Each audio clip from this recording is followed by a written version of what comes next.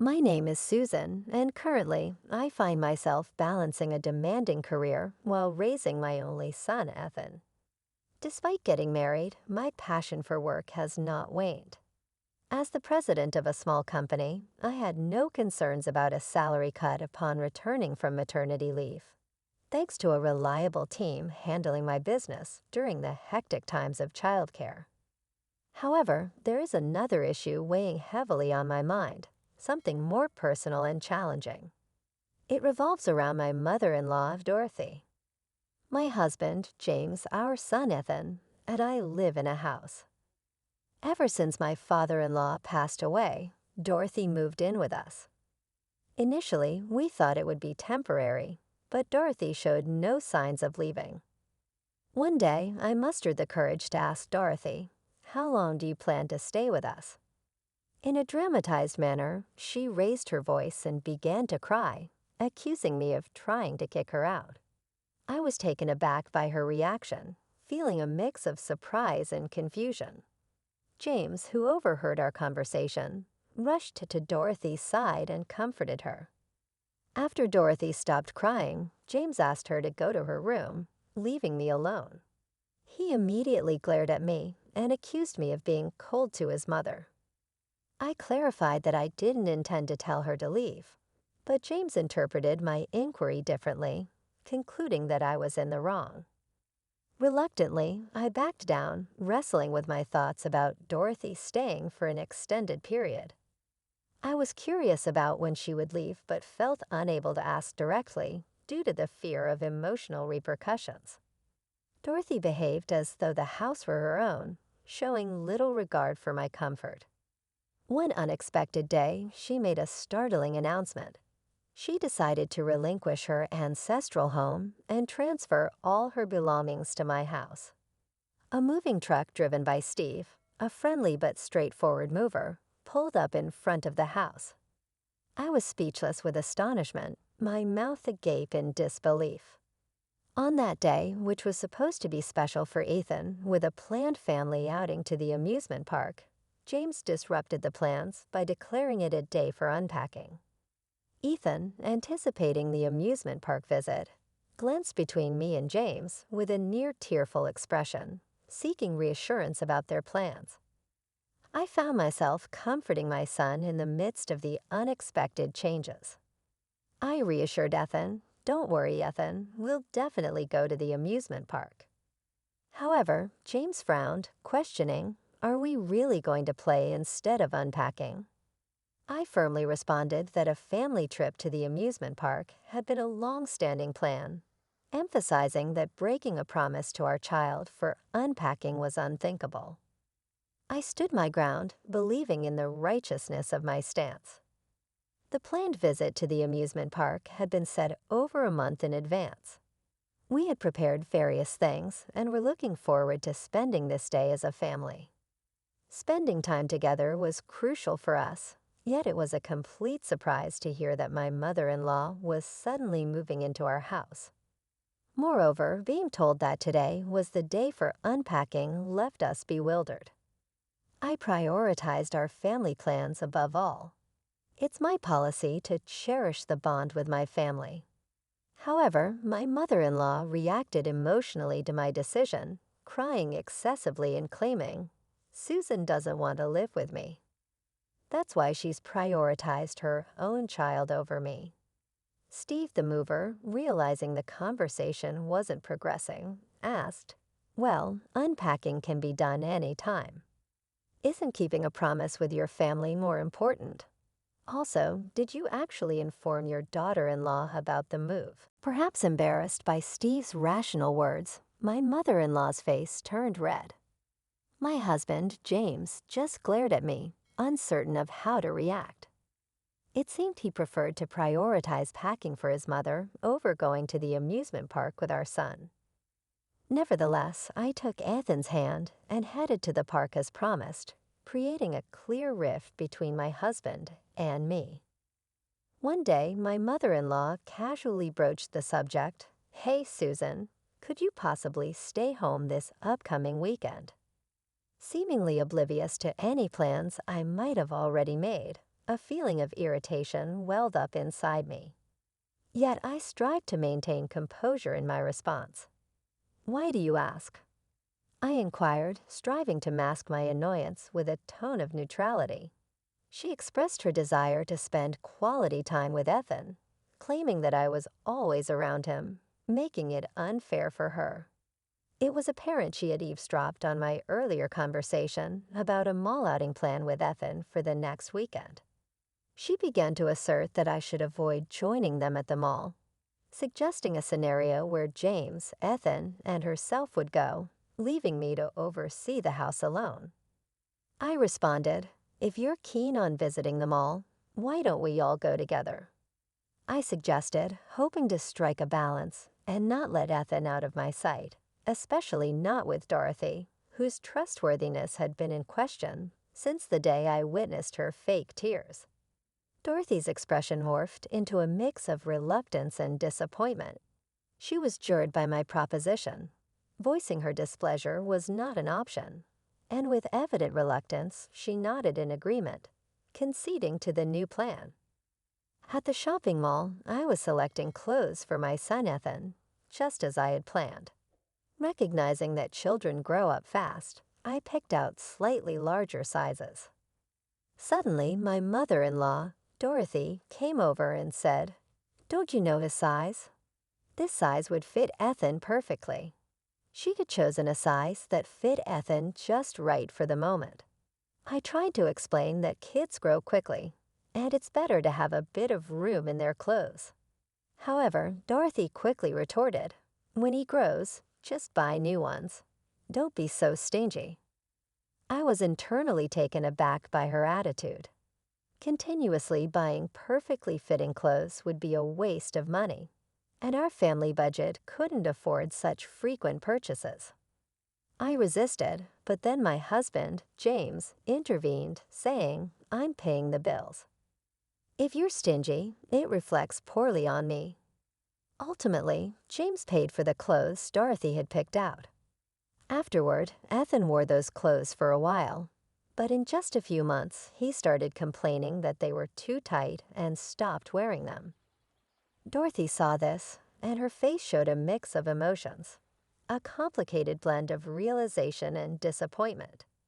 Deciding to sort out the unnecessary clothes overflowing in our home, many of which were no longer in use, I chose to give them to a mother friend of mine, who I got close to at the daycare center attached to our company.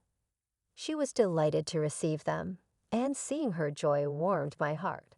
However, my use of this daycare center seemed to be something my mother-in-law couldn't come to terms with.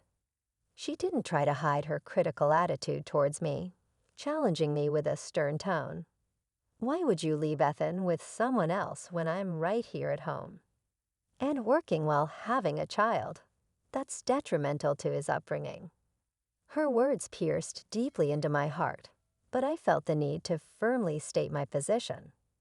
"Actually, I need to work too, or finances wouldn't make ends meet," I replied with a firm resolve. My mother-in-law further criticized me, saying, "Just how much do you think your earnings amount to? I'm sure James brings home much more than you, so you wouldn't need to work for us to live comfortably. You must be incompetent at your job," she accused. Her words deeply scarred me, and at that moment, I wondered if James had ever mentioned to her that I was the president of our company. Frustrated with this realization, I felt the need to find a new way to navigate this complex relationship with my mother-in-law. "I actually earn more than James, you know," I said, my voice laced with a mix of confidence and a hint of sarcasm. Little did I know, this remark was about to ignite a fiery response from Dorothy, my mother-in-law. "How dare you speak like that, daughter-in-law?" Dorothy raised her voice, a blend of shock and anger seeping through her words. "To openly undermine your husband is unforgivable. Not only does she barely manage to care for our child, but she also has James assist with the household chores. And now she boasts about earning more than her husband. Can't she even show the slightest respect for him? James wouldn't struggle a bit without you around. Dorothy's voice grew louder, filling the room with her indignation. Hearing the commotion, James entered the room, a look of concern etched on his face. "What's going on?" he asked, sensing his son's presence as a form of support. Dorothy continued with even more vigor. "Tell me, James, you don't need Susan, do you? If it were just you, me and Ethan, we could live happily. This woman's presence only makes our lives more constrained, doesn't it?" James, slightly taken aback, responded hesitantly. His lackluster reply seemed to fuel Dorothy's resolve. "Then let's go for a divorce," she exclaimed, retrieving a divorce form from the shelf. It appeared that Dorothy had been harboring the intention of suggesting a divorce to me and James all along. Internally grappling with the turmoil, I came to the realization that I no longer needed a husband who prioritized his mother over his own family. However, I was determined not to give up custody. James shouted angrily, "Everything about you is unbearable. You are no longer needed in our family of 3. His voice, trembling with anger, symbolized the collapse of our years-long marriage. Longing for freedom from this house, or rather, this relationship, I responded calmly, "I understand, James." With a steady hand, I signed the divorce papers, marking the end of our relationship. Our family consisted of me, my husband James, and our son Ethan. However, ever since my mother-in-law, Dorothy, moved in, the tension in our home had been escalating. Disregarding our plans, Dorothy forced me to help her unpack her belongings, ruining Ethan and my eagerly awaited trip to the amusement park. When I began preparing for the move, she abruptly took James on a hot spring vacation. Ethan had been invited, but having witnessed her mistreatment towards me, he declined, preferring to stay with me. He was still upset about how Dorothy nearly canceled our amusement park plans. Respecting Ethan's decision, James and Dorothy left for their trip, leaving us behind.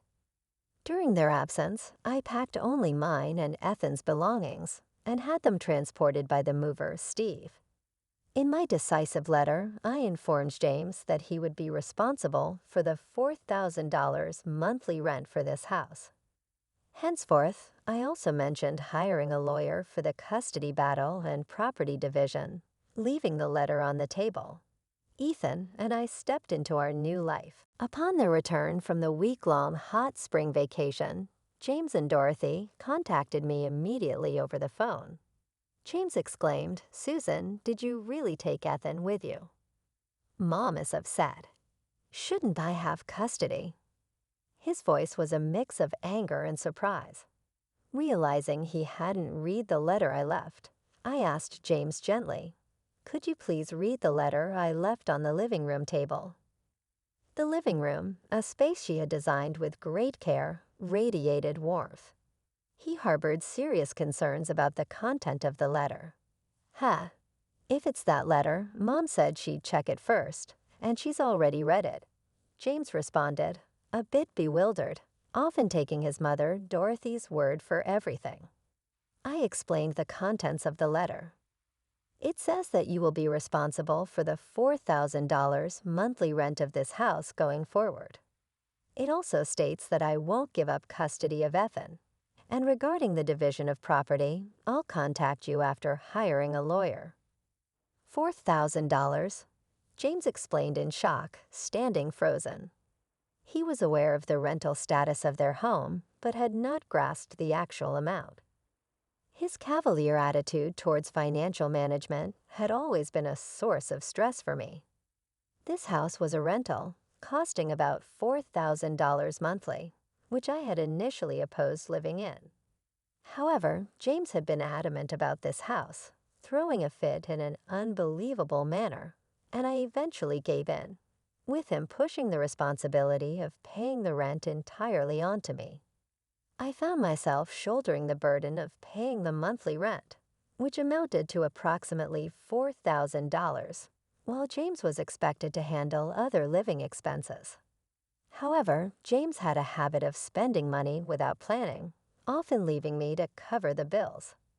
This lack of financial responsibility extended to his mother, Dorothy, who frequently miscalculated her expenses and would call me over at the checkout when she realized she didn't have enough money.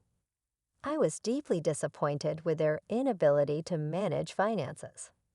James would spend on his hobbies and desires before prioritizing living expenses, leaving me exhausted from his financial oversights. I had contributed my entire salary to the household for a long time, leaving me with very little for myself and making life extremely challenging. Recently, the burden intensified with increased expenses for Dorothy's food and allowance. The prospect of divorce meant shedding the hefty $4,000 monthly rent. Fortunately, the house was in James's name, sparing me from future responsibilities toward him and Dorothy. However, when I asked James to continue paying, he exclaimed, "Why should I pay? I don't live there anymore, and we're divorced." Dorothy even told me to leave the house, so I have no obligation to pay rent. In desperation, James pleaded for my help, but Dorothy intervened confidently, declaring, "Even without you, we can manage the rent. The amount you paid is nothing for James." I was flabbergasted, knowing that James, with a net income of around $2,000 and hardly any savings, could not afford the rent. Dorothy seemed under the impression that James was still financially well off, leading her to mistakenly believe in his abundance. Realizing the impracticality of their situation, I urged them to consider canceling the lease and discussing it with their real estate agent. Dorothy snapped back, dismissing my concerns. Frustrated, I hung up the phone, contemplating how James and Dorothy could provide a stable environment for raising a child. Ethan and I had recently moved into an apartment in a convenient neighborhood close to my workplace, creating a comfortable living environment. About a month after my divorce, James and Dorothy unexpectedly showed up at my workplace, causing a scene at the company's entrance and demanding to see the boss. Me. I, who was out for lunch with Ethan at a family restaurant, was taken aback when I returned, only to find Dorothy and James causing a commotion at the reception. The child care center inside the company allowed me to have Ethan close, even at work. The sudden appearance of James and Dorothy left me bewildered, especially since I had been waiting for a response to a meeting arranged by their lawyers. Dorothy, with tears that seemed more manipulative than genuine, pleaded with me, "Susan, can't you just come back home? I understand you were the one providing financially, but enough with this soul killing. It's time to put an end to this." It was clear that Dorothy believed her tearful act would work on anyone besides her son. She was intent on painting me as the villain in this situation. In response to Dorothy, James chimed in, "Hiring a lawyer? What were you thinking? This is a matter between us as a couple. Ethan would surely be happier with both his parents together." Despite his words, a father who prioritized his mother over his own son only added to the child's sorrow. Sighing deeply, weighed down by inner turmoil, I turned to James and said firmly yet calmly, "We're divorced. We're strangers now.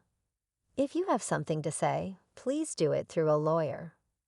Upon hearing this, James seemed to realize that talking to me was futile. He turned to our son Ethan, who was standing beside his grandmother, and began speaking. "Hey Ethan, you prefer staying with your dad and grandma, right?" James said, attempting to sway Ethan. "Absolutely. It must be lonely just with your mom, always busy with work," added the grandmother, chiming in with her own persuasive tone. Ethan, seemingly frightened by this exchange, hid behind me and burst out crying loudly. "I don't like you both. You're mean." His pure tears were far more impactful than the grandmother's faint weeping, resonating strongly with everyone around. Employees from nearby offices quickly gathered, responding to the commotion. They ushered James and his mother out of the company, restoring a semblance of order. Relieved at being freed from this distressing situation, I let out a sigh of relief. Later, through my lawyer, I warned them that if they ever showed up unannounced at my office or followed me and Ethan, I would consult the police. This warning seemed to calm them down. James and his mother, who were previously living in a house costing $4,000 in rent, had to let go of their luxurious lifestyle and move into a modest apartment. But the real tragedy for James was just beginning. He had been boasting to his colleagues about living in a lavish house, and now, terrified of them discovering his downgrade to a humble apartment, he quit his job without consulting his mother. This abrupt decision infuriated his mother. Eventually, they both had to start working out of necessity. Despite their new jobs, they spent their days blaming each other for losing Ethan, engaging in bitter arguments, and struggling to pay child support while trying to make ends meet. It was a challenging situation for them. As for me, I've been doing well in my job, and despite the absence of a father, Ethan has grown into a sturdy and reliable young man. In my heart, I always believed that even without such an unreliable father figure, I was capable of raising this child admirably.